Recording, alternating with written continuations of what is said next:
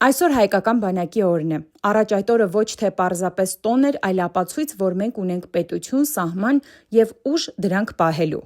Այո, ոչ ոք չի հերքում, մեր բանակում կային խնդիրներ, սխալներ, ինչպես ամեն տեղ, դրանք բնականon կյանքի մի մաս են, բայց նաև այդ սխալներին զուգահեռ կամք ու արժանապատվություն կար, որ այսօրվա իշխանությունը հիմնովին ոչնչացրեց։ Այս մի խումբ կիսագրագետները մի օրում չքանդեցին բանակը, դա դանդաղ ու նպատակադրված կործանման պրոցես էր։ Սկսեցին գեներալներին նվաստացնելուց, հետո անցան կոնկրետ բանակի ու պաշտպանական ուժի կրճատմանը։ Սկսեցին պարտությունը ներկայացնել որպես ճակատագիր, հանձնվելը որպես խաղաղություն, իսկ ագրեսիային չպատասխանելը որպես խելք։